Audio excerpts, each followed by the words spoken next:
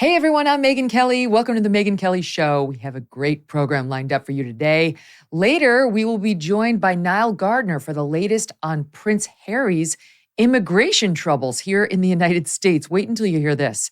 And then we will hear from Dr. Miriam Grossman to discuss her new book centered on transgender ideology. You may remember her. She was one of the stars of Matt Walsh's and the Daily Wire's What is a Woman?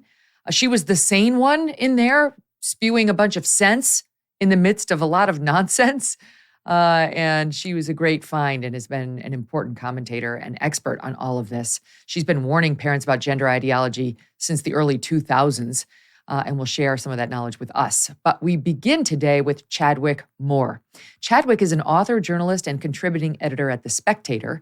In May, he announced he has been writing a biography of Tucker Carlson. And this came out just a month after Tucker was taken off the air by Fox. Chadwick was once a regular on the network and one of Tucker's final guests. He was on that very last show of Tucker's, but now claims he is banned from the network because he's writing a book on Tucker that comes out next month. Chadwick joins me now as there is breaking news in the Tucker versus Fox News war. Hey, subscribe to the show on YouTube and follow me on Facebook, Instagram, and Twitter. Look, you did the tough thing during COVID. You paid your people and pulled your business through the pandemic, so yay you. And now doing the tough thing could qualify you for up to $26,000 per employee. Think about that at covidtaxrelief.org. Government funds are available right now to reward companies with 2 or more employees who stayed open during COVID. The money's already been allotted. It's sitting there in a pot. It's not a loan. You don't have to pay it back. Do not have to pay it back. And the program, of course, is complicated because they don't really want you to get it. But no one knows more about it than the CPAs and the tax experts at covidtaxrelief.org. You will pay nothing up front. They will go and do all the hassle and the work for you and then share a percentage of the cash they get you. Businesses of all types, including nonprofits and churches, can qualify. Even those who took PPP loans, and even if you had increases in your sales. You did the tough thing for your employees during COVID. Now let covidtaxrelief.org help get you up to $26,000 per employee. Visit covidtaxrelief.org, covidtaxrelief.org, covidtaxrelief.org. Chadwick, welcome to the show. Hey, Megyn, thanks for having me on. Yeah, it's great to see you. All right, I'll get to the breaking news on this war in one second. But we had a guest on when you first revealed that you'd been working on this book. And I think I suggested it was an authorized biography. And you said, not exactly. You've been working with Tucker. You've been talking to Tucker and his friends and so on. But it's not, how is it not authorized? Right. Well, in the sense that Tucker, I have complete editorial control. So Tucker has been along the whole way. He agreed, I said, we said we want to do this book, and Tucker was like, yeah, sure, why not? And he's been totally open. But, some authorized biographies are, the subject will appoint a writer. They get to see what's in the book. Tucker's not seen a word, nor has he asked to see a word. And so we've had complete editorial independence in this book. I see. And when did this project start? It started last spring is when my publisher came to me with the idea that they wanted to do a book on Tucker Carlson. And it was supposed to actually be released May 31st of this year. And we were basically done. I submitted my manuscript in late March. And we were just sort of going through it. In fact, the week that his show was taken off the air, I had my last call with him scheduled to just answer some last minute questions, tidy up some loose ends. And then his show was taken off the air. And so since then, I've gotten to interview him twice regarding the aftermath, and then update the book with new chapters relating to that. This is like not in any way to compare Tucker to Sam Bankman-Fried, but this reminds me of there was an author, I'm trying to remember which one it was, a famous author who'd been trailing Sam Bankman-Fried for some time. And then it came out that he was accused of running this massive fraud and his whole crypto thing collapsed. So you're covering somebody who's not a criminal, quite the contrary, but just doing a profile on an interesting guy, a book on and then boom, he becomes the center of the media universe, even more so, the news universe. I mean, sometimes as a journalist, you just get lucky. I mean, not to celebrate Tucker's problems, but I think he too would admit this point.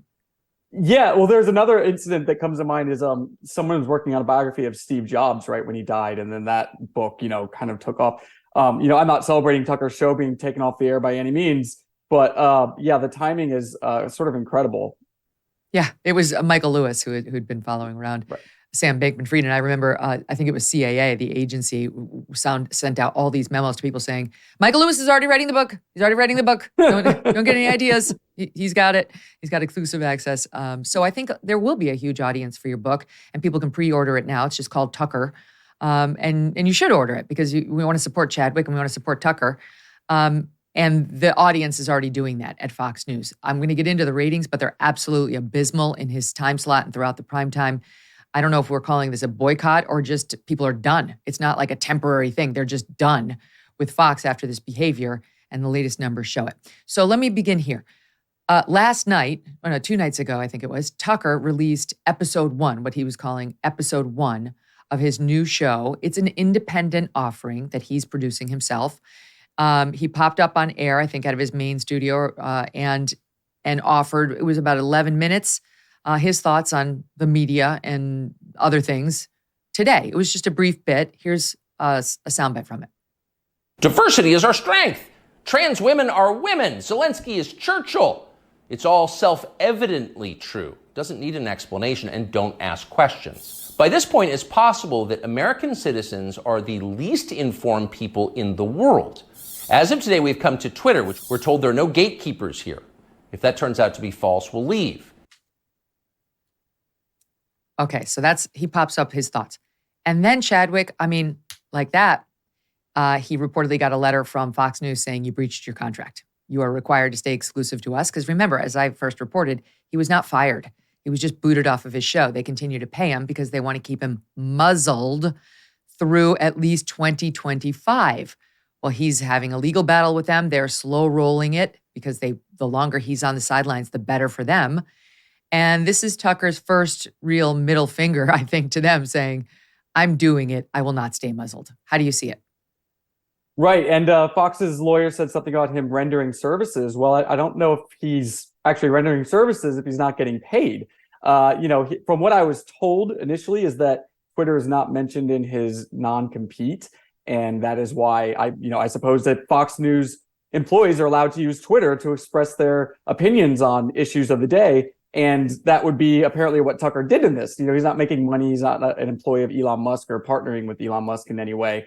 And Fox people have said that they're committed to keeping him off the air until after the election. His contract runs out in early 2025.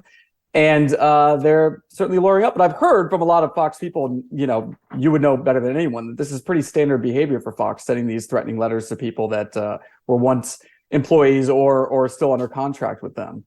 Mm-hmm. There, reportedly, and I haven't seen Tucker's deal, but reportedly there is a clause in it that prohibits him from, as you point out, rendering services of any type whatsoever, whether over the internet via streaming or similar distribution, or other digital distribution, whether known or hereafter devised. But Fox, of course, has allowed all of its personalities to post on Twitter since I was there. Since Twitter was born. And so there will be a dispute about whether this qualifies as a, quote, breach. I've been talking all along about whether Fox committed a prior material breach in connection with this whole thing. They cut the guy out of his show, and then they promptly engaged in what looked like a coordinated leak campaign against him. And in that vein, I want to get into this, Chadwick, because there is a bizarre new twist in this whole leak saga. All right, the federal authorities are now suggesting that an outside party, some guy I'd never heard of named Timothy Burke. He's apparently a journalist or a former journalist. He used to work for the sports website Deadspin, and then later for a short time at the Daily Beast, that this guy may have been behind the Media Matters video leaks on Tucker. The Media Matters ones, those little weird videos of him while he was on set and on cam, but not on the air. So this was first broken by the Tampa Bay Times. They reported that a federal prosecutor in Tampa wrote a letter to Fox News last month revealing that a criminal probe is happening. But the letter did not name the target of this criminal probe, but they said it relates to Fox News and, you should be aware as a potential victim. The Times managed to tie it to Mr. Burke, the Tampa Bay Times, adding to this letter, saying we know who the target is. It's this guy, Timothy Burke. And they reported that the FBI actually raided this guy's home. Tampa Bay Times reporting that the investigation, quote, concerns allegations of unauthorized computer access, interception of wire, oral, or electronic communication, conspiracy, and other federal crimes. Now that, to me, suggests hacking, interception of crime. My God, what? So this guy Burke, who is he? He's married to a Democrat city councilwoman down in Tampa. And we're all looking at this saying, what connection, if any, does he have to any of this? How would this guy get his hands on internal Fox News outtakes from Tucker's show? Well, his attorney has weighed in. His name is Mark Rash. He spoke to the Washington Post. He denied that anything illegal was done. But he seems to admit that his client accessed information regarding Tucker. He said to the Washington Post, quote, we are confident that when all the facts come out, it will be demonstrated that Timothy never hacked anyone and that all the information he provided was accessible to the public. What? What do you mean it was accessible to the, how? What information? Now that is apparently being investigated by the feds. And the feds are also apparently investigating not only these Media Matters leaks, we think, but the publication last fall of another unauthorized Tucker Carlson video. And that was an outtake from his interview with Kanye West, right? So remember that came out, it had some clip about Ye saying some really weird things about, I don't know, fake kids being implanted at his home. I can't remember. But that was another unauthorized release. And now Burke's attorney is admitting to WAPO that Burke, he doesn't work for a news organization right now, but they say he's got a communications company, that he's, quote, still engaged in journalism. This was the quote. Tim is a master at finding links to stuff publicly posted on the internet. If a video is posted, public, unencrypted, and unprotected, then there's simply no crime committed when a journalist like Tim finds it and accurately reports on it. I mean, all of this raises more questions, right? He found it. He found it on the internet. It was unencrypted. It was unprotected. How? Did someone give it to him? Did someone point him on where to look for it? How would he even know that?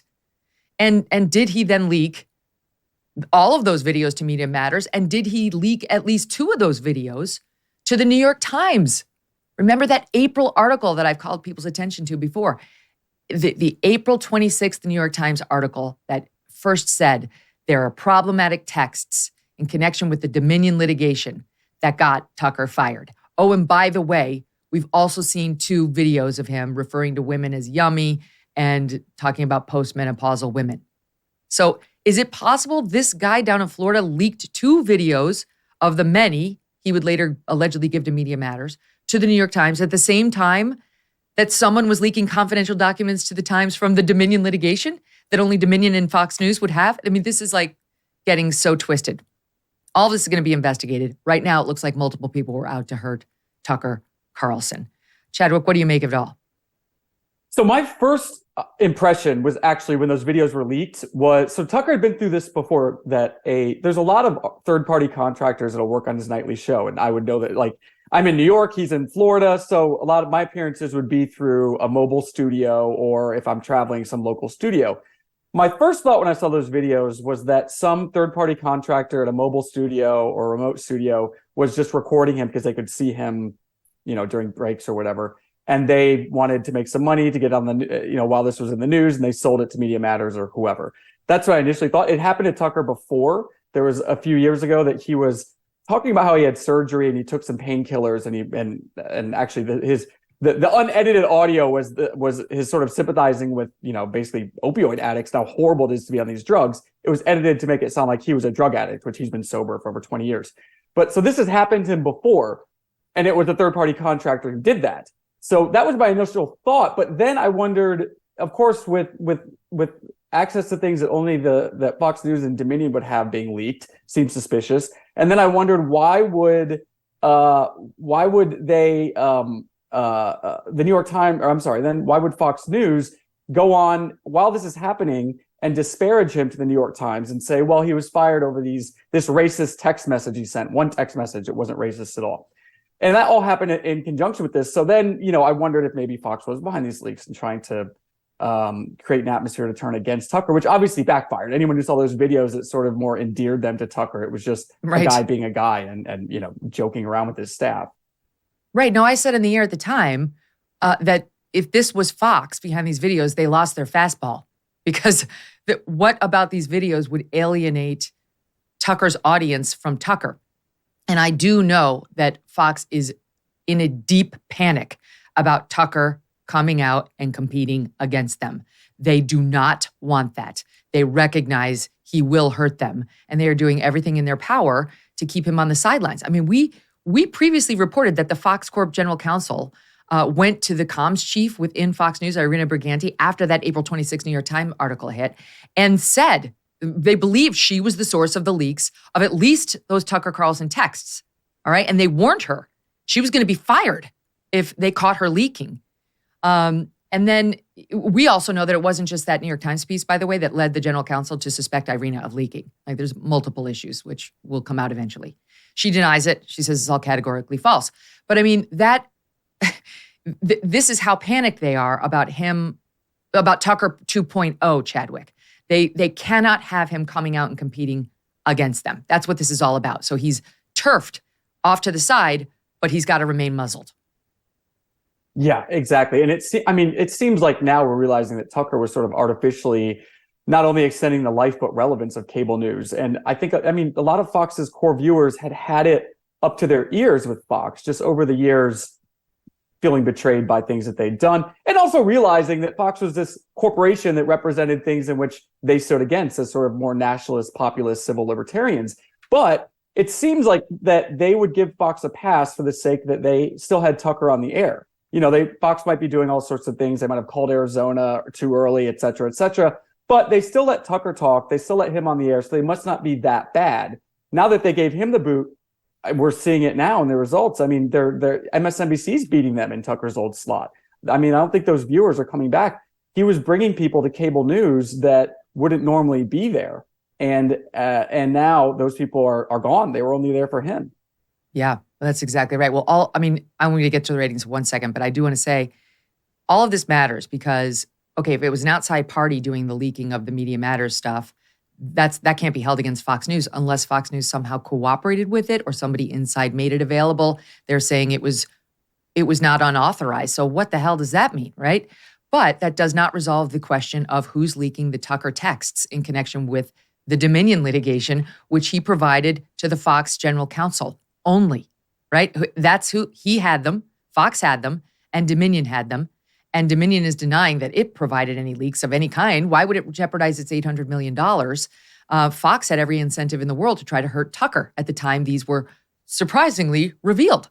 And the Daily Caller reported in late May that this same general counsel of Fox, Viet Din, reached out to a Tucker associate with a message for Tucker saying, one, Irene had been warned she was going to be fired if she were caught leaking, and two, saying a Fox board member was suspected of speaking to the press as well. Fox denies all of this, right? They told the Daily Caller it's not true. But all of this matters because if Fox was behind any of these leaks, it could very well be, as I've said, I believe it would be, a breach of contract, a prior material breach of the very deal they're now saying Tucker breached by dropping the first episode of that show on Twitter. All this is going to be played out in an arbitration. And Fox is in a very difficult position trying to say to an arbitrator, he said we don't have to pay him. Like, we fired him, sort of, from his show without cause. Not even Fox is alleging they had cause for the termination. And he said, okay, here's your money back. You've gotten back the benefit of the bargain, your money. I've given you my benefit of the bargain, your money. Now just let me go. And the only thing they're going to be arbitrating over is whether they have the right to muzzle him. And the problem, Chadwick, is the numbers you just said. You just hit the nail right on the head. In the month of May, MSNBC came within 15,000 viewers of taking the month off of Fox in the key advertising demo of 25-50-54. I don't remember when that's ever happened before. Within 15,000. Now, both of the numbers are down in the basement. 135,000 was Fox's demo average in May. In the prime time, my God, MSNBC had 120,000. That's nothing. That's embarrassing. Ben Shapiro, we would be embarrassed to be logging those kinds of numbers. But even just this week, on Monday, we pulled the numbers. 7 p.m., Jesse Waters almost lost to Joy Reid. He did lose to her on Tuesday. Jesse Waters lost to Joy Reid on Tuesday. The 8 p.m. hour on Monday, Harris Faulkner's in. She lost both to CNN and to MSNBC. Tucker Carlson has never done that in his life. That's never happened. I mean, he was getting 4 times these ratings. And indeed, it's been, I think I wrote down, it's a 62% drop in the Fox News demo average for primetime year over year. Year over year, Fox has lost 62%. Hannity, too, lost. He lost to Cooper and Maddow on Monday night. My God, the entire primetime is blown up, Chad. It's 3 times Bud Light. We're all looking at what's happening to Bud Light, but if you look at the percentages and the numbers, it's a massive bigger boycott than what's happening to Bud Light. And, it's just when I ask everyone that, and I was speaking to about this, why would Fox do this? For whatever reason, they pull this show up the air. Everyone says to me, it's management. They are completely stupid. You can completely chalk it up to management being completely out of touch with their audience and with what's happening in media and still believing that they're the Fox News of 20 years ago, which was this indestructible juggernaut. Everyone that I'd spoken to has said that, the management still believes that it's the brand that matters, not the personality.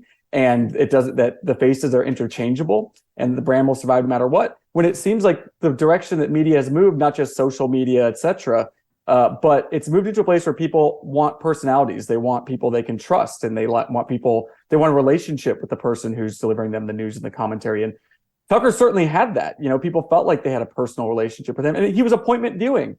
How many millions of people are still saying, I don't know what to do at 8:00 tonight? Because for years, this was on my the left routine. and right.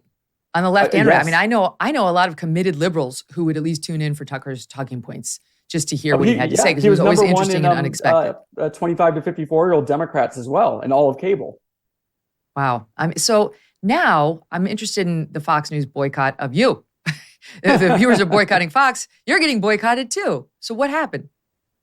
So, I was a regular on several shows, not just Tucker's. 2 other shows, a regular, and then I'd appear on some other shows. And I was scheduled to be on Gutfeld at the end of this month, May 31st, which is normal. Every month I would be on at the end of the month. I knew to expect it, and I was booked. And the day that we announced this book, about an hour or 2 later, I got an email with some super lame excuse. Oh, we're overbooked. Sorry. When that's happened before, it's hey, sorry, can we bump you to Friday instead of Tuesday? That's how it works. But there was none of that. Yeah. So I knew what was going on. And I also knew from sources that people who still work at Fox that they were forbidden from saying the name Tucker on air. And it's not like I knew they wouldn't plug my book, but I figured I would still go on Fox. I was asked before I announced the book, the week that they took Tucker's show off the air, I was asked to come on that replacement show 3 times. And I politely declined, even though I really liked all the people who worked there. Like, I really liked the bookers and the producers, but I declined because it felt dirty and I just didn't feel good going on that show. And especially I agree. Good for you. Announce this book, yeah.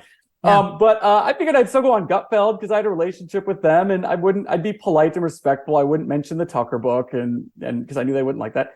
But I was pulled off, and when I just tweeted about it because I thought people should just know that this is how silly this is. Gutfeld blocked me on Twitter. I couldn't believe it. Really? I'm surprised. Well, there you have it. Wow. It's a lot of news personalities are very thin-skinned. I definitely do not. I don't think Greg Gutfeld's one of them, but who knows what's behind all of that. Let me ask you this.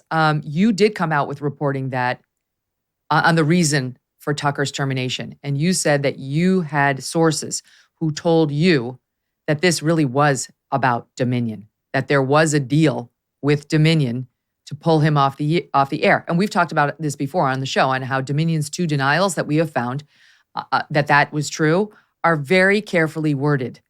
They speak about Dominion never insisted that Tucker be fired. They never demanded that Tucker be fired, but they don't answer the question, well, was it a deal term? Was it volunteered? Did you ask as a question? And then the answer was yes. It leaves open a whole other host of possibilities that this did wind up as a deal term, if not in writing, then, by oral agreement. So what do you know on it? Well, I also agree with you. The word insisted is interesting, but also the word fired. He's not fired. He's still employed at Fox News. And so this is what sources told me. And, Dominion's obviously, we just said that, denied it, and Fox has denied it and said, that under no certain terms is this the case. The people who told me this have never misled me before. I don't think they have any reason to lie. And I feel like would they be in a position to know, Chadwick? I feel like they would absolutely be in a position to know. But, that's not to say this is just, was reporting what I was told. And if that's not, I think it's certain that the Dominion situation was the reason for this. Now, whether it was a condition, which is what I was told, I've never seen the paperwork. I don't know. But I feel like those people would be in a position to know. Or the other theory that if my sources had not told me this, the theory I would have gone with would have been simply Fox was trying to make an example. And they're trying to get everyone in line. And they were saying, we're going to pull this guy off the air to show you everyone else needs to get in line. Because he obviously did not push any of these theories that the voting machines were rigged. I mean, he actually pushed back against it. Yeah, when Sidney Powell came on his show, he kind of humiliated her. And it was very clear that he wasn't buying it. I don't think she went on. He just did a talking points memo eviscerating her, saying she was a liar. Yeah, there are other people on Fox who definitely pushed this theory, and they are still there. So what I would have thought had happened would be that simply Fox wanted to make an example out of him. And then again, being as arrogant as they are, thinking they'll recover. It's no different than when anyone else has left. We'll be fine. We're Fox.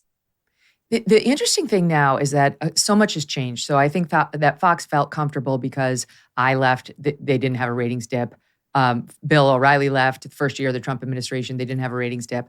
And I would suggest those situations are very different than this one. I left voluntarily. No one's going to hold that against Fox. And then they quickly replaced my time slot with, at first, the 5, which didn't work. But ultimately, Tucker went there, and then he moved to the 8 p.m. Once Bill left. And so they chose well, right? But it was during the Trump administration. The O'Reilly thing is different because they fired him. But it was right during Trump. It was during the height of Trump, and they had that cushion. They had the ratings gift of Donald Trump. I mean, for the love of God, CNN's ratings were high. Like, that was the power of Trump. Now, they're in a very different place. And the one interesting guy they really had, with all due respect to the other personalities, I mean, Tucker's just the unicorn. The one interesting guy they had, they turfed, and the viewership has disappeared. They've lost 1 million viewers. And some have gone to Newsmax, but not all. Most, I think, have come over into the digital lane and now are ungettable. They're not going back to Fox. Fox is Bud Light. It's embarrassing to watch them. They feel betrayed and like they don't like their audience. And on top of that, a lot of people hadn't even discovered podcasting or digital media as a source of, especially older people. And now they have. They were forced over into this lane. And once you're forced over here, you're really enjoying it. It's a totally different way and fun and better way of consuming your news. Yeah, completely. I agree. And very good point, too. And yeah, the circumstances of, your departure, you couldn't really be mad at Fox for that. And Bill O'Reilly, there was, the scandals that had surfaced. Yeah. So, but with Tucker, it was everyone always knew he would be taken off eventually. Because people would watch his show and say, there's no way they're going to keep letting him say every night when he appeared, people would be like, I can't believe they still let him talk. That's true. But I think that people mostly everyone felt that it would be content related. There'd be one show where he said like that one thing you can't say and then he'd be gone. I think that's what everyone thought would happen. And so because the circumstances are so mysterious and so shady, and they still have not given him a reason. Tucker told me that the morning that his show was taken off the air, April 24th, Suzanne Scott just called him up. It was the 6-year anniversary of his show moving into the 8 p.m. time slot. His phone rang. He thought she was calling to congratulate him on this anniversary. And she just said, we're taking your show off the air. Thank you very much. Goodbye. And at the same time, 2 other executives were calling Justin Wells, his executive producer, with the same thing in this kind of coordinated hit. And that was it. He got no explanation or anything of the sort directly from Fox. I mean, to say that it's rude is a gross understatement. It was just... thanks for your loyal years of service. Get the F out. Last question. What's happening now is I don't believe that the 11-minute submission is the new Tucker Carlson show. I mean, I think he's got more in store for us. That was just an initial sort of offering that had a little bit more substance than his earlier post that was just sort of like, hey, I'm still here. So what do you think? What is happening? What should we make of the fact that this video dropped? And what's Tucker likely to do next? Well, I know a lot of his team, he had about 25 people at Fox working on his 3 shows, 2 on Fox Nation and the 1 on Fox News. And a lot of those people left with him. And some who are still at Fox are trying to get out of their contracts to join him. A lot of them went up to Maine to start rebuilding his studio after Fox dismantled it. We saw that in the news. And Tucker hasn't told me this, but some of the people who work for him have told me they have ambitions to launch his own network, similar to, I guess, what Glenn Beck did with The Blaze or Daily Wire. That was something that was in sort of common knowledge in Fox a few years ago, that they were talking about launching a network through Fox. And then Fox said, no, we want to give you 2 shows on Fox Nation. That's the future. So they kind of missed out on that one. I imagine that might be something that they're working towards, but I don't know for sure directly from Tucker. Fox believes it cannot have Tucker competing against them. That is one of those facts they should have thought about a couple months ago. Yeah. Chadwick, all right, so the book's available right now for pre-order, right? It's just called Tucker. That's right. Yeah, you can go to tuckerthebook.com to find out more, or anywhere you get books, you can pre-order it. It comes out July 18th. Look, even before this, he's a fascinating figure, a longtime friend, and I'm really glad you did this piece. There have been so many hit pieces on Tucker. He genuinely is despised by many on the left based on a bunch of misinformation. Not all. Some of his positions are controversial, and you may choose not to like him, but you can't deny the guy is absolutely fascinating. Thank you so much for writing the book and for coming on. Oh, thank you so much. It was such a pleasure. Likewise. All right, and we're going to be right back with whether Prince Harry might get the boot from America for having not crossed the right T's and dotted the right I's in trying to get into this country in the first place. Fascinating look at his immigration history with Niall Gardner. Breaking news, Genucel has upgraded its most popular package now to feature its top-selling deep-firming vitamin C serum and their ultra retinol moisturizer with natural retinol alternative.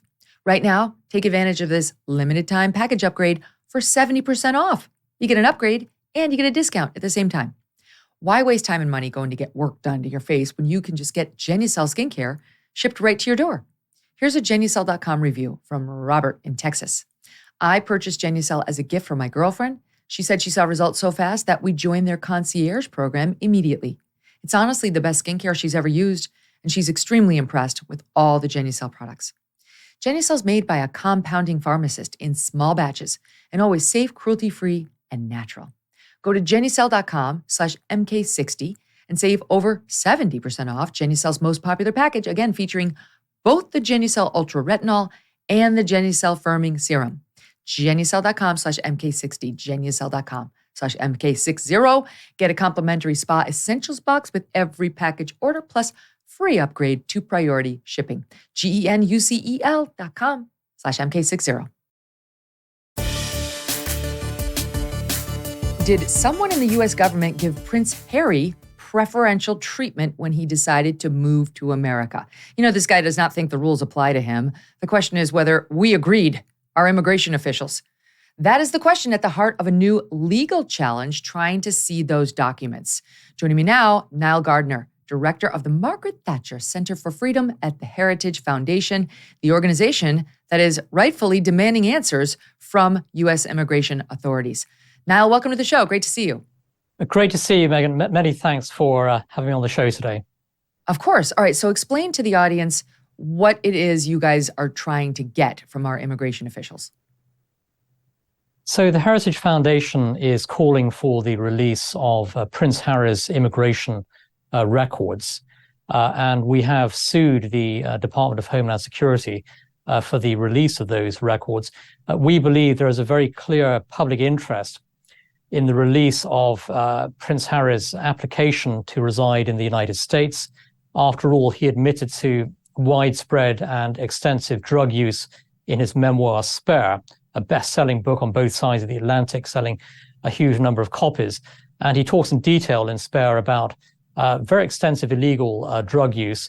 And we want to establish whether or not Prince Harry was honest in his immigration application. After all, the penalties are extremely severe if he was lying at all on his application. After all, that would be perjury, a criminal offense. So we want to know whether or not Harry was completely honest in his application, but also whether or not he received any kind of preferential treatment in terms of his application to the United States, and whether senior US officials were involved in fast-tracking his application, and whether or not they turned a blind eye to his extensive drug use. So, Niall, explain to the audience, because if there's an issue about drug use. People may be wondering why you're referencing his admissions about drug use. There is an issue for visa applicants when it comes to prior drug use.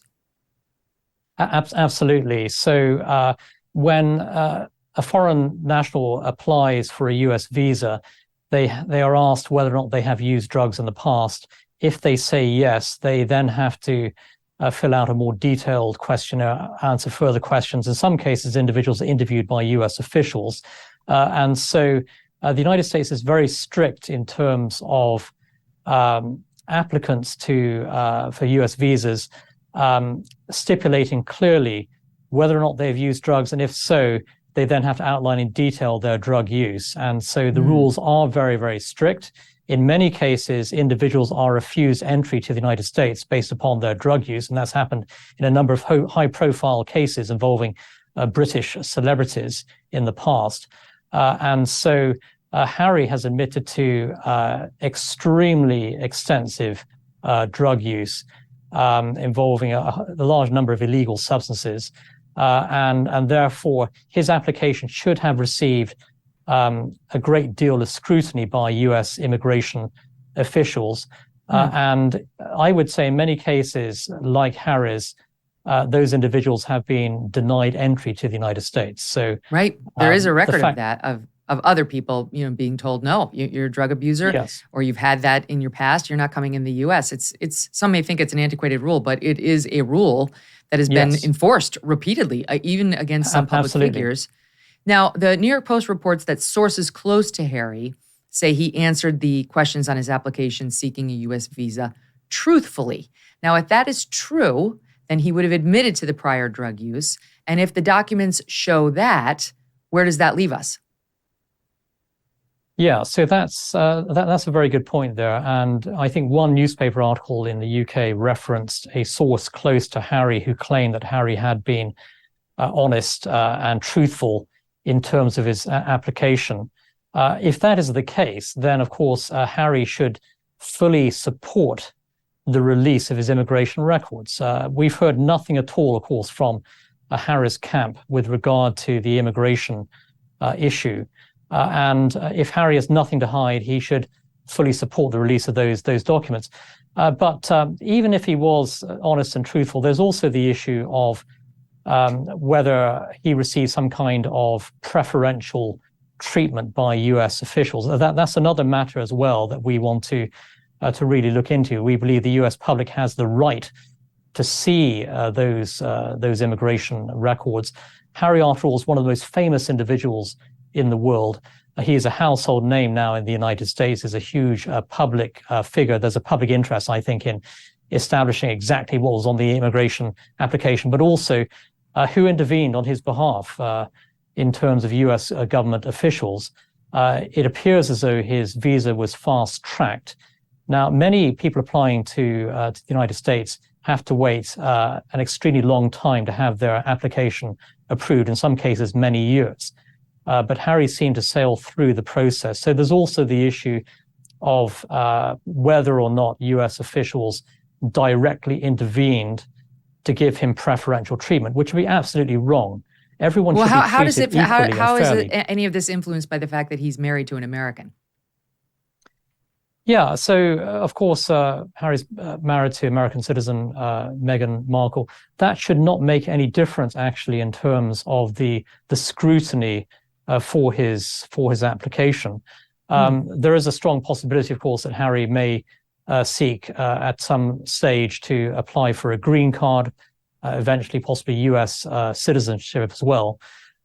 Without a shadow of doubt, I think the scrutiny that is being given to Harry's immigration records right now and his background of drug use will certainly, I think, be a complicating factor for any future application by Prince Harry for a green card and what for if he doesn't get it? So the stakes let's go the other way. The stakes are certainly very high here. What if he did lie? If he did lie, does the visa get revoked? And is there a scenario in which he gets kicked out and sent back to England, which is where most of us would like both of them to go? That's a very good question, Megyn. And if he did lie on his application, that would be perjury, a criminal offense. Now, normally in these circumstances, individuals involved are asked to leave the United States.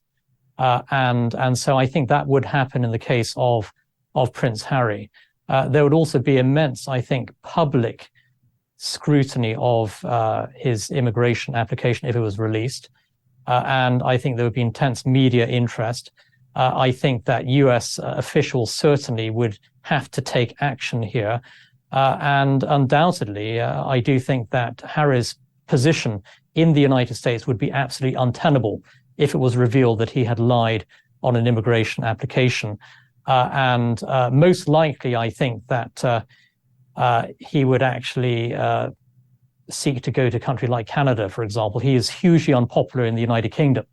Harry and Meghan are two of the most deeply unpopular figures in the UK right now. I think it's highly unlikely that he would seek to return to the United Kingdom. A more likely destination, I think, would be Canada or somewhere in Europe. Actually, I mean, he is suing, by my count, at least 6 different entities, or has at least 6 different lawsuits going, in many claiming he's the victim of somebody else's dishonest reporting. You know, he goes after the media every other day for its alleged dishonest reporting. So if he lied on his application to come into this country, it's a deal. It is important to know. And I wouldn't put it past him for 1 second. I mean, maybe he'll try to wiggle out of it by saying the wording of the visa allowed him some wiggle room on what he said. But I would be shocked if he actually admitted his prior drug use on his visa application. And I feel like, Niall, you tell me, this is why DHS is so reluctant to give you the document. You've petitioned for it. They've stonewalled you. Yeah. That's why you're filing this lawsuit saying it's a matter of public interest. Now, normally they might drag their heels on that if it were just a regular old private Joe. But this is a guy who's out there bragging about all of this. He's made it public. So the confidentiality argument should go out the window. So why do you think DHS is stonewalling you? Yeah, great points there, Megyn. And yes, absolutely. DHS, the Biden administration, is stonewalling this request, which is why we have gone to federal court. In fact, there was a hearing earlier this week presided over by a federal judge to discuss the Freedom of Information request and our call for expedited processing of it. And the federal judge demanded of DHS that they actually, within 7 days, get back to him outlining whether or not they're going to release Harry's immigration records. So this is a matter that is being taken very seriously at a very high level. And you have a federal judge now weighing in on this. And it's no surprise, of course, the Biden administration is stonewalling. They don't want to release the records. Potentially, there's embarrassing information contained in those records. And this stonewalling from the Biden administration is absolutely unacceptable. It's outrageous. The American people have a right to know clearly what's in Harry's immigration records. He is a huge public figure. In fact, he has become one of the most well-known individuals in the United States today. So there's a very clear public interest. And the refusal so far of the Biden administration to release Harry's documents, I think, is an absolute travesty. It is an insult, Let's actually, see I think, if Harry has nothing to hide, if he has nothing to hide, he should be calling for it to be released. He should say, go ahead and take a look 100%. at it. I have no problem with that. I mean, we pointed out how other people have been denied. Kate Moss, the famous model, had difficulty getting a U.S. work visa after she appeared in the tabloids chopping and snorting a white powder. Harry has admitted this isn't just occasional, weed smoking, although that's also been admitted to by him. He's admitted to using hard drugs in his memoir and on his media tour. Yeah, absolutely. Harry has admitted to very extensive use of illegal hard drugs in the United Kingdom, but also he's admitted to drug use in the United States. And in fact, he has endorsed the use of some kinds of drugs, actually, for therapeutic reasons. And so it's all there in his book and also in his interviews as well. It's all on public record here. And Prince Harry should be held to account. The United States government should be held to account for not releasing the records. And this is a matter of major public interest. And also, it should be pointed out, I think, Megyn, that Prince Harry has become a major public figure in the United States and actively involved on a number of causes. He's given some big speeches. He's given Niall, a he's large very number distressed of about very that. high-profile media interviews. You don't understand him. He wants his privacy. He was made to do those things. What he really wants is a private life away from the glare and glitter of the cameras. All right, wait, I've got to ask you about this other lawsuit he's involved in. So he's filed several. You filed this one, but he's filed several. And this one over in the UK, he was on the witness stand all week testifying about, except for Monday, because he missed the opening arguments because he wanted to be at Lilibet's birthday party, even though the judge had said, be here. And the judge was none too happy because the rules don't apply to him, you see. In any event, he's claiming that this group, the Mirror, that publication in the UK, did things like phone hacking to him. But he has, as far as I can tell, very little proof. They've admitted that they did one untoward thing one time with respect to him, and they've apologized. But he has not been able to prove that his phones were hacked. He just keeps saying, I had weird missed voicemails or missed calls, like lots of missed calls on my phone and voicemails that it looked like somebody had already listened to. They didn't have the new dot on them. I mean, that's not proof, unfortunately, for Harry. So we'll see how that goes. But here's what I wanted to ask you about. In that litigation, he comes out, Niall, and he blames all of his problems, I mean, all of them, on the media. He actually said in his quote, they could say he submitted his testimony, but he did it in writing. The direct exam, the cross-exam is live. And he said in his witness statement, during his adolescence and young adulthood, the tabloids, the evil tabloids, cast him in a role. The thicko, the cheat, the underage drinker, the irresponsible drug taker. I ended up feeling as though I was playing up to a lot of the headlines and the stereotypes that they wanted to pin on me, mainly because I thought that if they are printing this rubbish about me and people were believing it, I may as well do the crime, so to speak. He takes responsibility for absolutely nothing. Yeah, precisely. And I closely follow the court proceedings in London this week, and Harry comes across as someone who has no sense of personal responsibility at all. He comes across as basically a hugely entitled figure, extremely narcissistic, I think, in many respects, but also delusional and paranoid. And I think that his, evidence this week and his overall approach to the hearings has been a disaster for Harry, actually. And I think the British public have been monumentally unimpressed with his performance this week and are turning even further against him. This is an individual who I think has real delusions of grandeur, and the same is the case, of course, with Meghan Markle as well. And the level of paranoid delusion and narcissism that we saw on display in the High Court this week was absolutely staggering, even by the standards of Prince Harry here. Mm-hmm. And he has very little chance, I think, of winning this case against the Mirror Group newspapers. He has no firm evidence whatsoever. And I think that this was, his appearance in court this week was an absolute disaster, I think, in many respects. He didn't even show up on the first day, as you pointed out, and he came across as incredibly arrogant, actually. And that's something I think the British public really don't like at all. And Harry has become, I think, one of the most unpopular public figures in the UK of the modern era, and that's saying a lot. Well, here's the thing. I mean, he spent the past 6 months in his Netflix show, in his memoir Spare, in his interviews, telling us the royal family was responsible for all the terrible leaks about him. The royal family was out to get him and the palace aides. And now he's in court saying, oh, you know what? I might have been wrong about some of the things I put in my book. It's actually the evil tabloids. So which is it? Was it the royal family was out to get you, or the tabloids were out to get you? Because he seems to have blame for everyone other than himself. And I'll give you just one example. He's now claiming Piers Morgan, who's a great, correct critic of Harry and Meghan, that the reason Piers doesn't like them is because Piers worked for one of these publications back in the day. He was editor of the Daily Mirror between 1995 and 2004. And he accuses Piers of doing bad things, and that all of Piers's criticism of them is in retaliation for the fact that Harry's brought this lawsuit.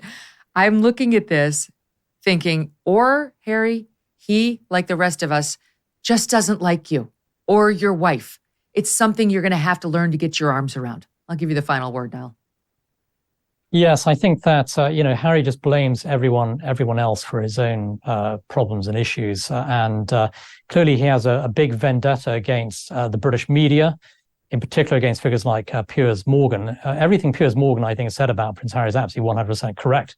I think also Harry has an intense hatred for the royal family as well, and he has used his presence in America as a launch pad from which to attack the royal family, the British people, the British media, and I think it's absolutely outrageous, actually. And I think that he is somebody with no sense of responsibility for his own actions. He will blame everybody else, and Harry is only himself to blame for everything in his life, actually. And he's somebody who always presents himself as a permanent victim. Yeah, that's the problem. He can sue everybody, but the problem is his biggest enemy is inside. And until he manages that one, his problems aren't going away. Niall Gardner, what a pleasure. We'll continue to follow it. Let us know how it works out. I will do. Many thanks, Megyn. All the best. We will be right back with Dr. Miriam Grossman. You're not going to want to miss her. Now that it's spring, almost summer, feels like summer, it's time to get outside and enjoy your backyard. But does your backyard need a little upgrade, a makeover? Start with the perfect centerpiece, a Michael Phelps Swim Spa by Master Spas. A Michael Phelps Swim Spa can transform your backyard into an oasis. Think of it. Think of it. You with the family, you getting your exercise. The Swim Spa is an alternative to a pool with the therapy of a hot tub. Got a bad back? Sit in the hot tub. Want to get your exercise going in time for your bikini? Take advantage of the pool. Michael Phelps Swim Spas have a water current so you can swim, do aquatic exercises, or just have fun with your family. And because it's heated, you can choose your perfect water temperature and then use it all year long in any climate. Michael Phelps Swim Spas by Master Spas come in a variety of sizes to complement almost any yard. So even if you have a teeny tiny backyard, check it out. And this is not some long, intimidating project. In fact, delivery and installation can take less than a day once your space is ready. Michael Phelps Swim Spas are 100% made in the USA by Master Spas, the world's largest swim spa manufacturer. You're going to love your Michael Phelps Swim Spa by Master Spas.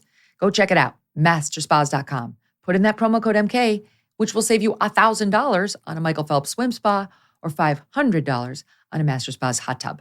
masterspas.com, promo code MK. Now we're joined by someone I have been wanting to speak with since I saw her in Matt Walsh's of the Daily Wire, What is a Woman film last year. There was all this crazy nonsense being spewed in there, which Matt was exposing. Then came this voice of reason. You were like, thank God, who is this woman? Well, her name is Dr. Miriam Grossman. She's a practicing psychiatrist, author, and public speaker. And she has provided and continues to provide a much needed voice of reason in this country. The documentary in which she appeared now has over 180 million views on Twitter. I should say the view thing is a little odd. You basically get a view counted if you just see it for 2 seconds, if it scrolls by in your timeline. But there's no question that the documentary has been huge at the Daily Wire and got even more attention on its 1-year anniversary late last week. Here's a clip of Dr. Grossman in the documentary. Is there anyone willing to give me a straight answer? Ideally, somebody with a bunch of medical degrees on the wall. Dr. Grossman, thanks for talking to us. So first, let's define the terms, sex and gender. Yes, please. Sex is biology. Sex is unchanging.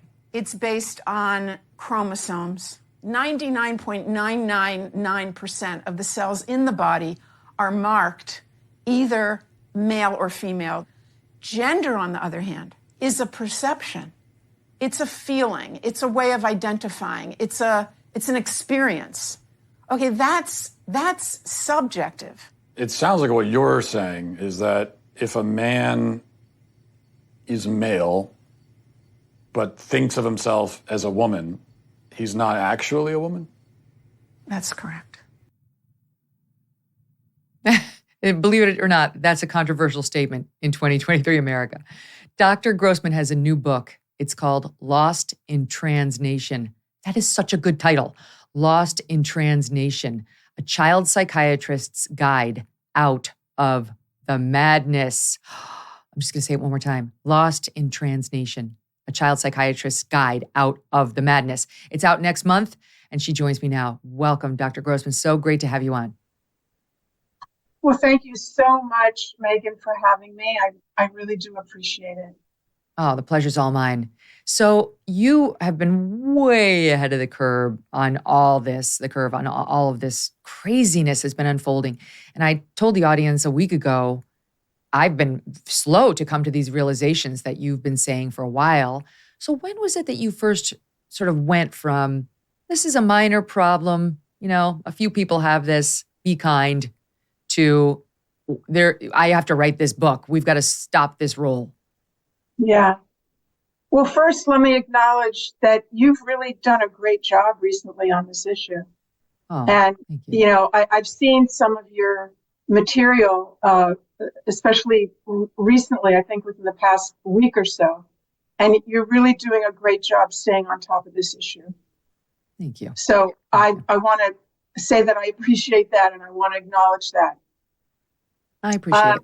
I also want to acknowledge just at the get-go that there are individuals, there are children, very rare children. We're talking about 1 in tens of thousands of people who at a young age, before the age of 5 or 7, have a strong inner sense that they are or should be the opposite sex.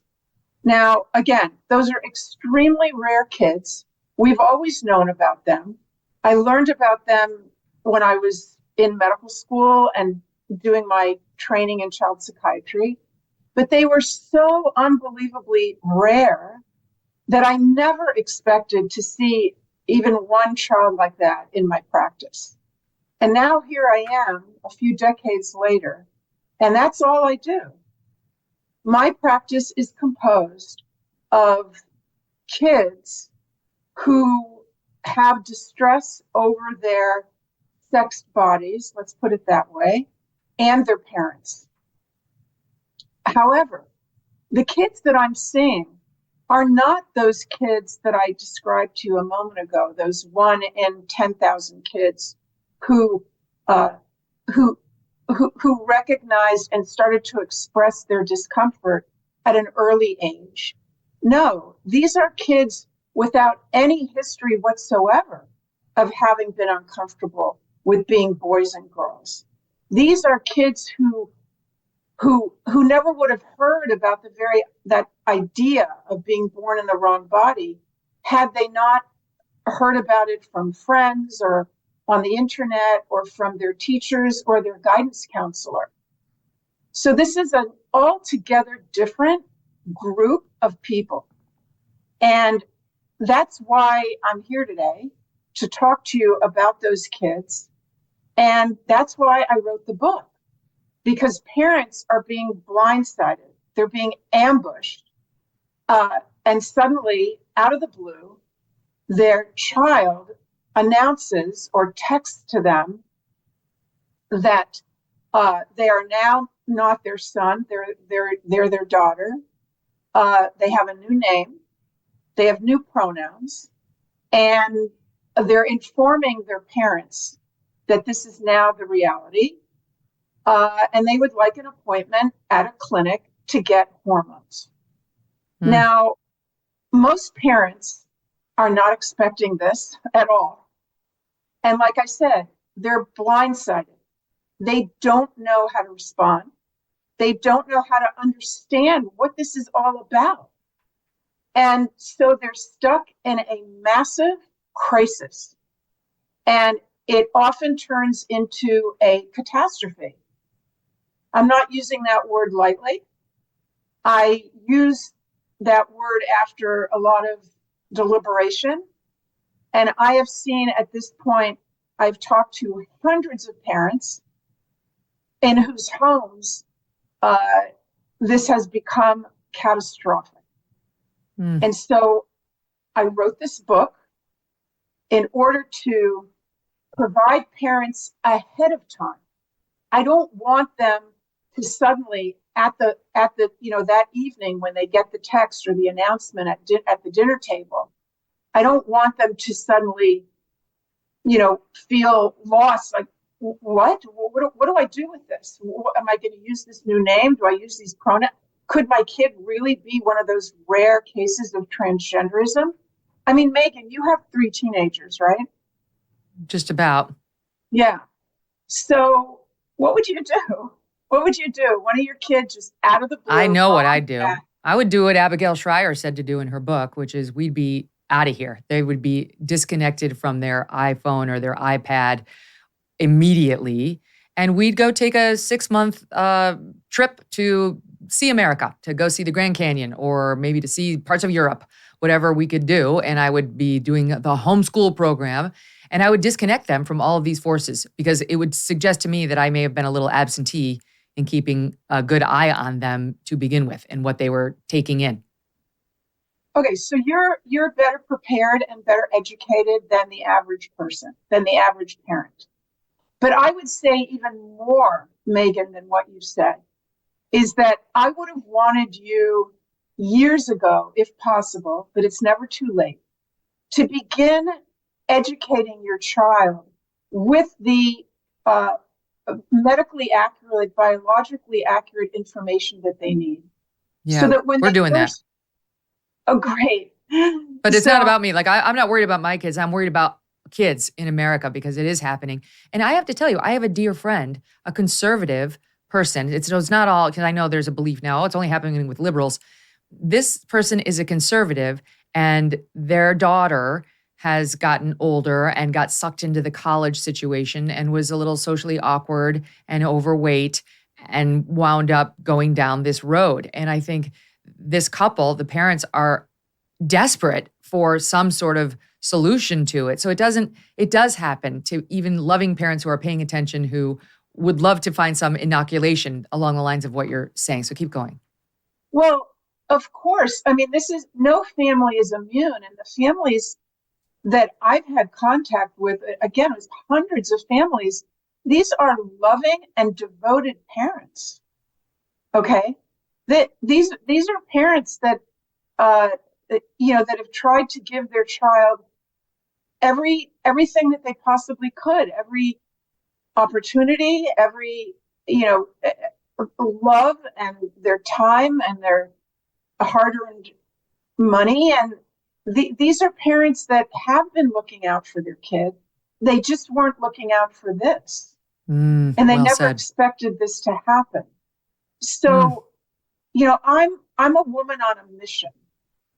And my mission is to provide parents with the information that they need and the tools that they need in order to prevent this catastrophe. And if it still does come to their family, to know how to manage it.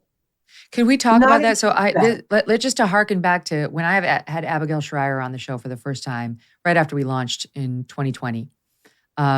We talked about the problem of capture of the American Psychiatric Association and others, the American Pediatric Association too, or Academy of Pediatrics, really just pushing gender affirming care. Now it's gender confirming care.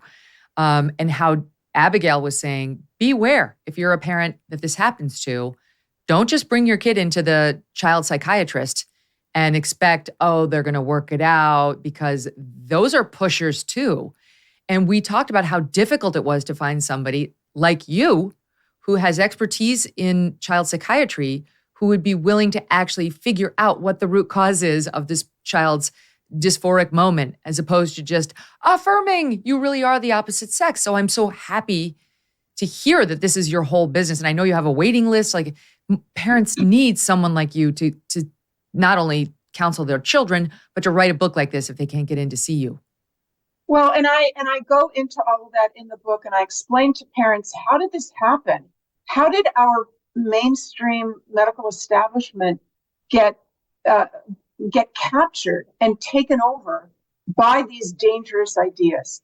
The idea that a child can be born in the wrong body, and the idea of exposing a child to that notion as if it's normal and as if it's something to celebrate. How did this happen? How were these organizations taken over?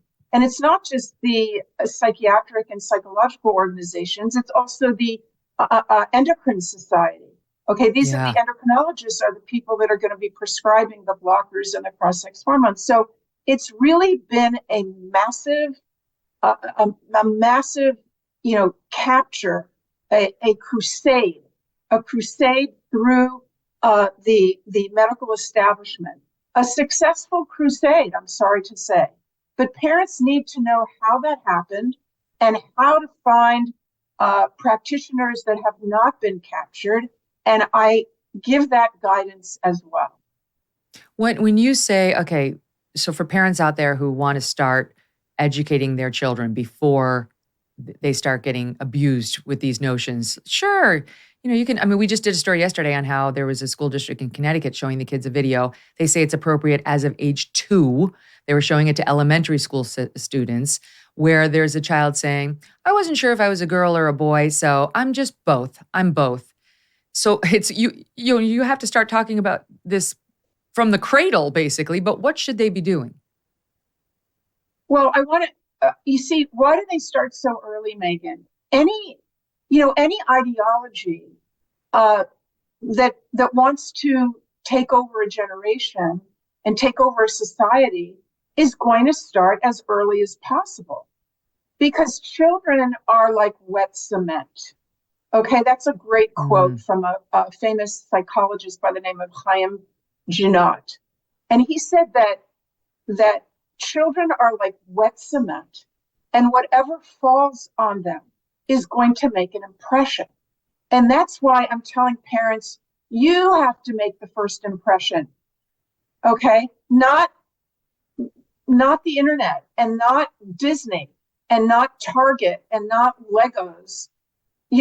All these places are sources of indoctrination to our kids.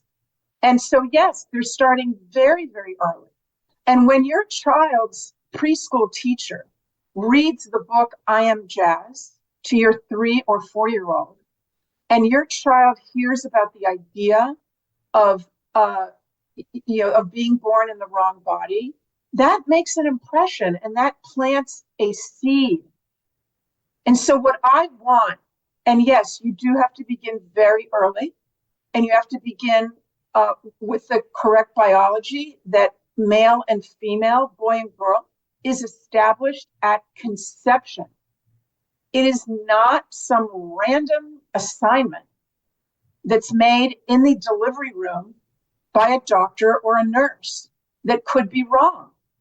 That's incorrect in every case except extremely rare 0.02% of births in which the baby may have some chromosomal or other abnormality. Very, very rare conditions. And even in those conditions, that baby is, their reproductive system is formed either around producing sperm or producing eggs, which is the definition of male or female. So, yeah, we have to start very early. Can I ask you a question? Let me ask you a question on this. In the Matt Walsh clip, you're saying, biological sex is real, and it's along the lines of what you just said, determined at conception. But gender is something a little different. So what if the child says, okay, I accept that I am biologically male, but my gender is female, and I identify as female, and I'm going to live my life as female. Those are the feelings I'm having. You will accept me, or I will kill myself. Well, hopefully before you get to that point, you're prepared, you understand what this is about. But, if let's say that you haven't, and let's say that that's the first indication you have, your kid comes over to you and says what you just said, Megyn. Well, I would say the most important thing is to not freak out, which is difficult. Yeah. But the most important thing is to wait and freak out later, to try and stay calm. And just like with any other issue that your child may come to you with, You want to be curious and to understand what it's all about. You want to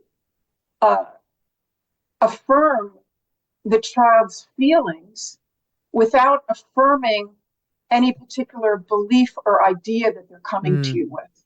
Mm-hmm. So if the child says, my biology is female, but my gender is male, what I want parents to say is, oh, wow, this is big. Tell me more about this.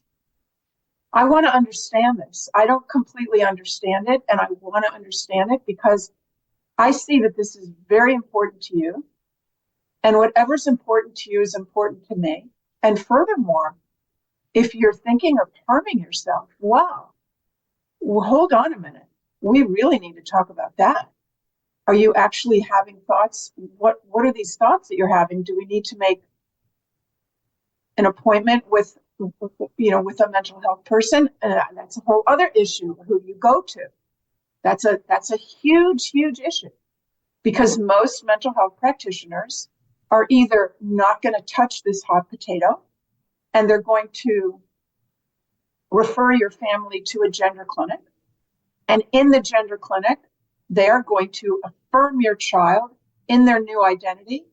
They're not going to delve into it, ask questions, see about other comorbid conditions, which are, most of these kids do have either anxiety or depression or some sort of neurodiverse condition, autism. The gender clinic is going to go ahead and affirm them at once. And perhaps even with your child in the room, the gender clinician, the gender expert, is going to tell you that you must accept your son as your daughter as your son. And if you do not, then you are increasing the chance of this having a very dangerous outcome. But meanwhile, you point this out in your book as well, that the vast majority of these children will grow out of these feelings if only we allow them to. Instead, we intervene with these medical drugs and procedures and so on. But one of my questions for you in reading that was, I can certainly see how that would be true of somebody who has the sudden onset gender dysphoria caused by too much time on YouTube, caused by too many girls in the sophomore year of high school saying they're trans. So it's like, oh, that's the cool thing. But is it also true for the very, very rare kids you talked about before, the 5-year-olds who are insisting, the boys saying, I'm a girl, mommy, I'm a girl. I want long hair and I want Barbies. And is it also true that those kids will grow out of it if left alone? So for those very rare children, and again, those are the one in many tens of thousands of people, and the kids like Jazz Jennings, okay, from a very early age, from the age of 2, Jazz was insisting about being a girl. So the studies that I quoted to you earlier that go up to a 90% desistance rate, desistance being the word that we use to describe kids who, with time, eventually their gender dysphoria, their discomfort with their bodies resolves, and they come to accept their bodies. And many of these kids are gay or lesbian. So yeah, those were the numbers. Those are the studies on those kids, those very rare kids. Wow. We have 11 I mean, that's really studies. telling. That's really telling, because it's like, of course, if it's sudden onset and it's a social contagion, of course, they just need to be therapized. They need to talk to your kid about what's really going on. This is the same as we used to have with anorexia or cutting or things, like the mental health issues need to be addressed, and then the symptoms get addressed after that. But that, if it's true of even the littles, the 2-year-olds, the 5-year-olds who are confused about the gender, then it's got to be, then the hands-off protocol, it needs to be the protocol. And instead it's not. It's puberty blockers, which almost always lead right into cross-sex hormones, which cause massive damage. Can you talk about that progression, the puberty blockers, which we're told is no problem, that's a nothing, it's a pause, and then where that leads? Well, of course, I mean, kids are put on an assembly line, and the assembly line is very difficult to get off of. And the assembly line actually, Megyn, begins way before the blockers. It begins with this social transitioning. Okay, so once you agree to use different pronouns and a different name, those things are not just a kindness or a sign of respect, which is what we're being, the kids are being told that anyone that doesn't respect your pronouns and your names are bad and hateful people. And that really is the biggest challenge here. The challenge is not in treating the anxiety and the depression and the autism. The challenge is in dealing with the indoctrination in these kids. Mm-hmm. That's the hard part. So I wanted to explain one other thing, very, very important. You see, gender dysphoria, this sense of discomfort with your sex body, it's a symptom. Okay, symptoms can have many different etiologies or origins. So just like, let's say, fever is a symptom. Fever can be due to so many things. Okay, you can have an infection. You could be dehydrated. You could have an autoimmune disease. You could have cancer. So fever is a symptom, and we don't lump all these different conditions that may cause the symptom of fever. We don't lump them all together and say this is the one treatment for fever. Of course we don't do that. But that is exactly what the proponents of gender-affirming care are saying. It doesn't matter if your kid is 2 years old or 20 years old, and they come to you and say that they're having this symptom of gender dysphoria. The way that you deal with that is to immediately affirm it. And there's only one approach and one understanding. There's no other way. This is the danger of gender affirming care. Mm-hmm. It's bad enough if you just do it with words and pronouns and social transition, as you point out, but then we go to the medicalization of it. And there are so many severe risks and poor outcomes from doing this that you just don't hear talked about in the mainstream media, which is really the filter for information for folks. And let's just start there. So puberty blockers, they say, calm down. It's just a pause. Doesn't do any harm. Lets the kid get some time to sort of figure out what he or she wants. And that, of course, ignores the discussion we just had about you've already sent them on the road if you're doing social transition. Very hard for these kids to then turn around and say, like, never mind, I changed my mind. I really am the sex, that I thought I was originally. So it is dangerous to go along with, okay, yeah, you've changed sexes.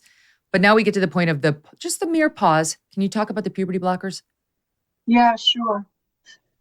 Well, I explain in my book why puberty is such an important developmental stage of life. There's no other time in our lives, aside from development in the womb, when we have such a massive, restructuring and development of the body, and especially of the brain.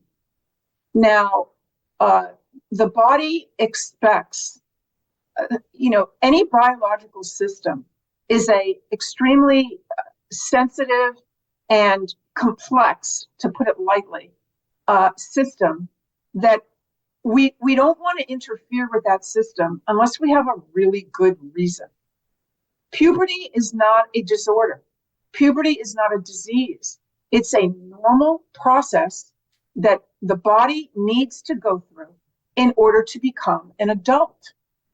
The brain especially needs to be exposed to the process of puberty and to the surge of hormones of estrogen and testosterone in order to develop into a mature adult brain. And we've known this for a long time. Now, doctors are coming in, and this is all based, by the way, the use of these blockers, and I explain it in great detail in my book. The use of blockers is based on one small study that came out of Holland, a small study of about 55 kids, and it's a very problematic study. And that study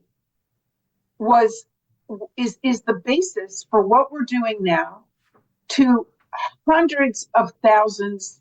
Well, I don't know if it's hundreds of thousands, probably across the world it is hundreds of thousands of kids, but we are being led to believe that the science in this area is a settled science. And that is simply not true. That's one of the many falsehoods. That's one of the pieces of misinformation that parents are being given, by pediatricians and endocrinologists and by our government. I mean, the Health and Human Services, our president has come out and said that the gender affirming care, that's the only way to go. There's a medical consensus. No, there is no medical consensus. And, I get angry over this, Megyn. You'll have to forgive me. I get angry, but you know what? I wake up every morning and check my email, and I have another bunch of emails from desperate parents all over the country, some of them from other countries, and they're telling me, they're begging me for help. They're begging me and they're saying, what do I do? Do I need to give my kids these blockers? Do I need to affirm them in this opposite sex? I mean, when I finish this interview right now, and I'm going to pick up my phone and check my email on my phone, I'm going to have another 10 to 15 emails from parents, from desperate parents, and from siblings and grandparents. So yeah, I get pretty emotional about this. I get pretty angry because there's just a massive misinformation that's being put out there by the establishment, the medical establishment, and our government and our educational system. And people are suffering. There's massive suffering that's going on as a result of this misinformation. I don't remember the stat off the top of my head. Well, let me just ask you, because I don't know if you remember this off the top of your head, but there was a stat in the book about how it used to just be a sprinkling of people who would show up at these gender clinics, that they didn't get many takers, as recently as like 2017. And now there's something like 140,000 people, it might have been girls, but people on the waiting list to get treated at these gender clinics. Well, okay, so there's a few different things. First of all, the largest gender clinic in the world is in London. It's going to be shut down shortly because of the Tavistock malpractice that was going on there. We also know, by the way, you're probably aware that there was, back in February, a few months ago, a very courageous woman, whistleblower in St. Louis, who exposed the terrible things that were going on in that gender clinic. And I have 2 chapters about that as well. So, the numbers have exploded. Just in the past 10 years, the numbers are up something like 4,000, 5,000% increase in the numbers of kids that are showing up at these clinics. If you go on to GoFundMe and you look at their page of that's what it was. It was the GoFundMe. Girls who are trying to raise money for their bilateral mastectomies. There's something like 47,000 girls who are trying to raise money to have their healthy breasts removed because they've been led to believe that they're going to feel better after that surgery. Misinformation, false. 47,000 girls. I'm sorry, what? 47,000 girls trying to get a GoFundMe raise to have their healthy breasts chopped off. That's right. This is awful. And this is the fault of our medical establishment, of our sex educators, of our educational system, and those parts of the government that have been taken over by this ideology.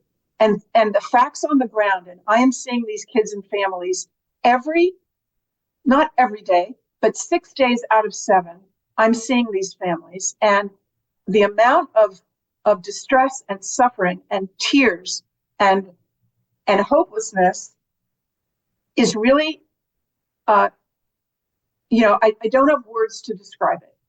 Because in some of these families where the kids have been indoctrinated to think that if their parents don't accept them as their new persona, synthetic persona, that their parents are evil people.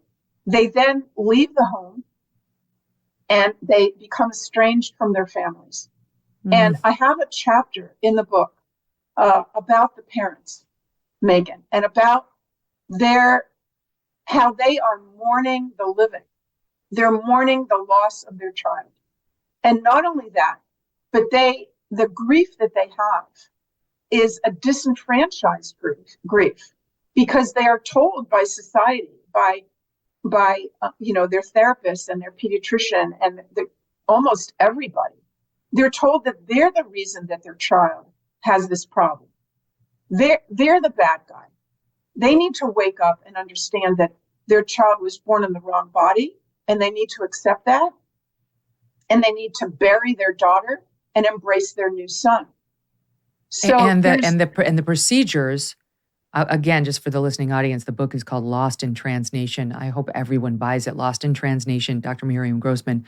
But the procedures you outline in the book, you're talking about if you go from puberty blockers to cross-sex hormones as a boy, you're a boy who's confused and thinks you're a girl, you're likely looking at a penis that will never work again. Like if you decide you made a mistake and you just want to be a boy again and not live as a girl, good luck. I mean, the outcome is devastating. That is correct. So the guidelines, so to speak, that have been given to us by these major medical associations like the Endocrine Society and the American Academy of Pediatrics, call for the intervention, the early intervention at the start of puberty. Now, puberty can start in some kids as early as 8 or 9 years old. Right. But even if puberty is starting at 11 or 12, if in a boy, if you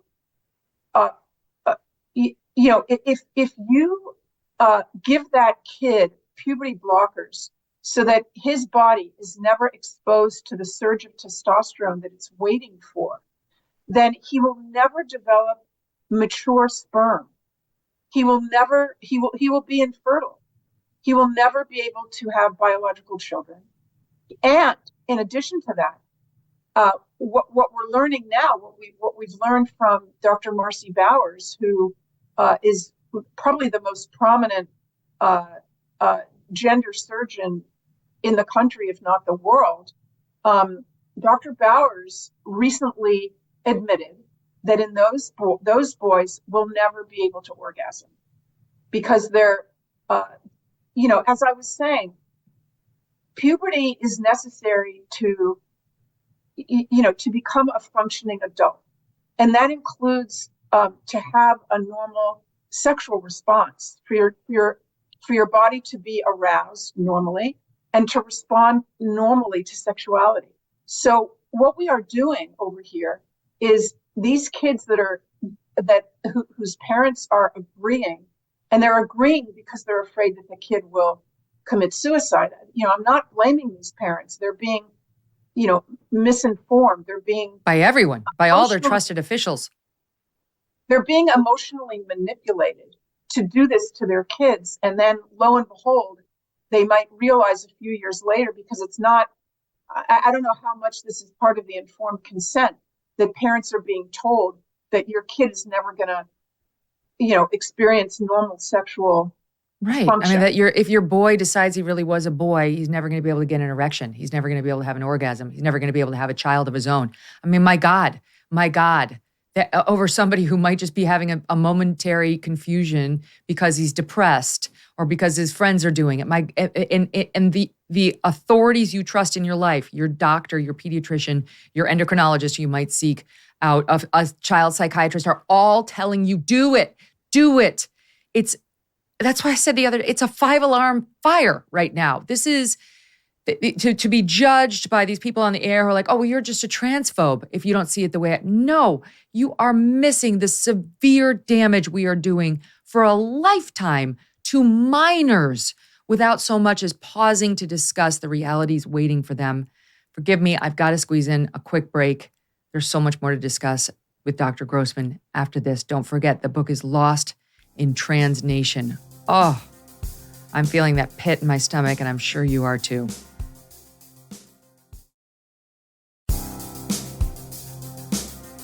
So, Doctor, you get into specific examples in the book. And the one that stayed with me was the story of Jake and what happened to Jake. This goes to a dark place, but Jake is not alone. Can you talk about that?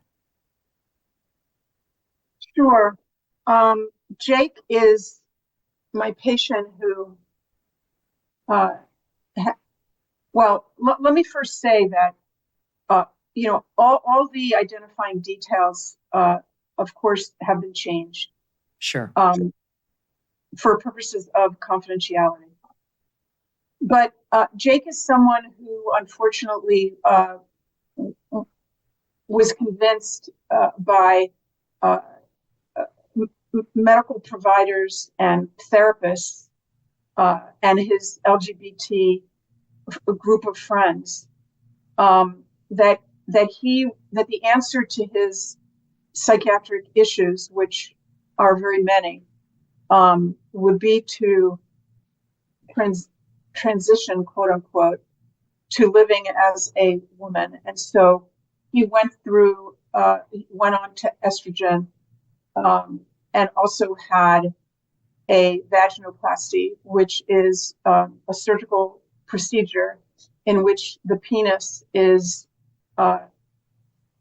inverted and the skin, it starts with being castrated. So the testicles are removed, and then the skin, the scrotal skin and the skin of the penis are used to create a sort of a vault, an opening and a canal. They call it a vagina, but it's obviously not a vagina. So Jake went through that and realized soon afterwards that it was not at all helping his psychiatric issues. In fact, they were getting worse. And he realized that he had just been sucked into this ideology, that he was a victim of it. And sadly, he now has neither a penis or a vagina. Because you have to work tirelessly to keep the opening open. And if you don't do that, it closes up. That's correct. And then you have see, nothing. What happens, when a faux vagina is created by surgeons, the body sees it as a wound. And when the body senses that there's a wound, its reaction is to close up. As you know, I mean, you get a cut, on your hand or a burn or something. The reaction is to close up that wound. And so the faux vagina, in order to prevent it from closing, the individual has to dilate, and they have to, so they use a device and they insert it into their faux vagina. And this has to be done regularly, initially a few times a day. And it's very, very painful to do. So what happened with Jake is that he was dilating, but then when, he realized that this isn't who he was. He's not a woman. He'll never be a woman. He stopped dilating. It was also very painful to dilate. And so his faux vagina closed up. And so now he has neither. And so, and he's not at all the only person who this has happened to. There's a whole community, unfortunately, sadly, there's a community of people like Jake, detransitioners. Not all of them have been through such extreme surgeries, but many of them have.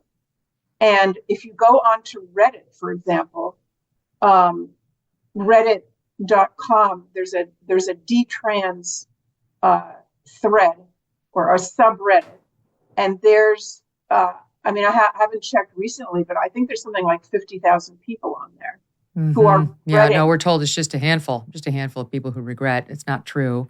It's interesting how you say the body identifies it as a wound. The body's right. It is a wound.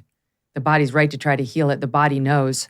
If only our minds could do the same and be as proactive in healing these other wounds that are leading to this confusion. Instead we intervene just like we do on the body and block it. Can I ask you just to shift gears, because the part of what's so compelling about the book is those medical stories. I mean, I had no idea, and people are paying now to make themselves into eunuchs voluntarily. I read recently people are paying to have their nipples removed, their belly buttons removed. They're just trying to turn themselves into something that is non-human, and doctors are doing it. Oh yeah, doctors are happy to do it apparently, but I think that the take-home lesson here isn't so much that the kids are suffering. The kids are mixed up. The kids don't know who they are because they're being inundated with this idea of celebrating confusion and celebrating, denying reality. And that's why parents have to represent reality. Let me ask you about the pronoun issue in this context. Because I know you've spoken out about it, and I talked about it recently, and I was struck because when Twitter showed What is a Woman, in which you were wonderful and so influential, it originally said, no, we're not going to show it because in 2 instances, someone is, quote, misgendered, which is a misnomer in and of itself. What misgendered means is we've gone with their actual gender. And he said, I wrote it down, he said, I should know. Elon said, we are going to show it. The Twitter minions were wrong. But he said, I should note that I do personally use someone's preferred pronouns just as I use someone's preferred name, simply from the standpoint of good manners. Is he right? Can you speak about the good manners thing? Yeah. I thought about this for so long, what to do in my book with the pronouns. I really did. I thought about it. I talked to people, and my thinking was this. If it was 10, 15 years ago, before the current disaster that we're in, the epidemic of kids who have been sucked into this, of course I would use someone's preferred name and preferred pronouns. I'm a compassionate person. I wouldn't have gone into psychiatry and child psychiatry if I wasn't drawn into having a role in people's lives and, helping them to feel better and being there for them as a understanding and compassionate person. But we're living in different times right now. We're living during this time of insanity, of celebrating the denial of reality and the denial of biology, and kids are paying a terrible price for that. So I decided that I would not use pronouns at all for transgender identifying individuals that I discuss, which is a cumbersome thing. But I decided to do it because, you see, if I call someone like Admiral Dr. Levine, if I use pronouns her and she, then I'm giving a message to all the young boys out there, 8, 10, 12 years old, 15 years old, 20 years old, that they too can be considered by society to be female. And that's not a favor. I'm not doing them a favor by that. And so, I decided against it. And I do not use preferred pronouns in my book. It's not good manners. It actually is harmful. This is what I came to see as well. You actually are part of the problem. It's not a kind and generous thing to do. It's adding, as we've been discussing, to children's distress. So the final takeaway, and the book, again, is Lost in Transnation, a child psychiatrist guide out of the madness. It's available right now. It's out next month, but you can pre-order on Amazon right now. What's the last thing in the 30 seconds we have left that you want to leave parents with? The last thing that I want to say is that no family is immune, and that parents need to get educated and be prepared for this issue to hit their home. And they can be prepared and educated. You don't need a PhD. You just need common sense. And this is the guide. Finally, someone's written the guide to help us do that. God bless you. Thank you so much, Doc. It's wonderful to meet you. I hope you'll come back. Oh, I will. Thank you, Megyn. Wow. She certainly helped me when I watched What is a Woman? I've been trying to get her on ever since, and you can see why. Wow. We're going to continue our discussion, though, on different issues tomorrow when Adam Carolla comes back to the show, one of our very favorites. Hope you enjoyed today's discussions. Wow. She's given us a lot to think about. Thanks for listening.